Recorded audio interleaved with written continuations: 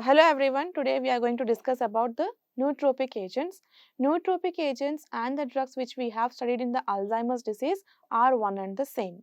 What happens in Alzheimer's disease? There will be loss of memory and cognitive function in the elderly people, right?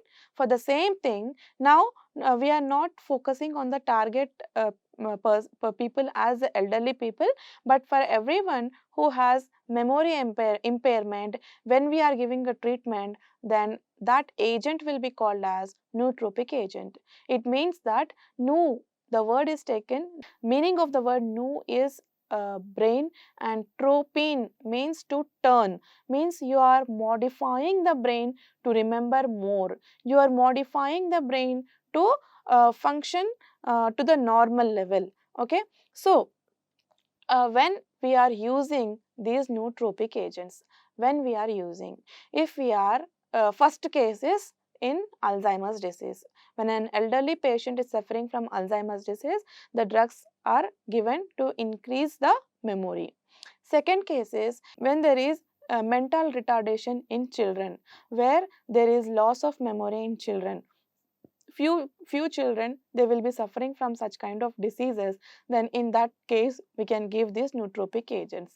Third is when there is heavy injury, heavy trauma for a child or for an adult, when there is trauma in the brain, when a person has undergone brain surgery, in that cases also the memory function of the brain will be impaired. So in that cases also we can give this nootropic agents. And next is in elderly patients, where the elderly is showing the starting symptoms of Alzheimer's disease, or even if it is not Alzheimer's disease, the elderly people will tend to forget few things, okay, and the learning abilities will decrease. So in such type of individuals also we can use these nootropic agents. Okay, coming to the classification of these nootropic agents, as I said you, these are the drugs which are used in Alzheimer's disease, right? So the classification will also be similar to that of Alzheimer's disease. The first one is cholinergic activators or acetylcholine cholinesterase inhibitors. Examples you have is tacrin and rivastigmine. So here the most commonly used drug is rivastigmine. How it is going to act? You know that, right? It is going to inhibit the acetylcholinesterase active enzyme and increase the levels of acetylcholine at the synapse. Okay, the next class of drugs you are having is NMDA receptor antagonist. Example you are having is memantine. Okay, so the example for this is memantine. So I told you this memantine is going to block the NMDA receptors of glutamate, and thereby the excitotoxicity will be reduced.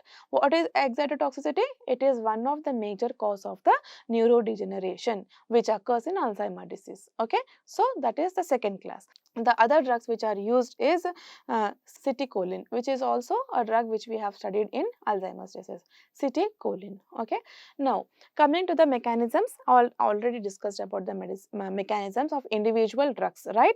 So here how they are going to help in the memory impairment is they increase the global or the regional blood flow to the particular area of a brain. They are going to increase the blood flow to the brain. Okay, that is one mechanism. They are going to increase the neurotransmission. They are going to increase the levels of neurotransmitters.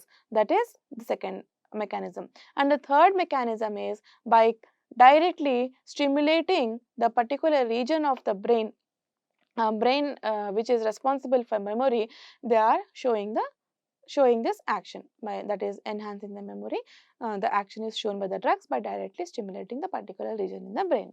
Okay, so these are the different mechanisms by which nootropic agents will be acting. Okay, so this is about the nootropic agents. The agents which are used in Alzheimer's disease and nootropic agents, they are the same. Okay, thank you one and all. Thank you.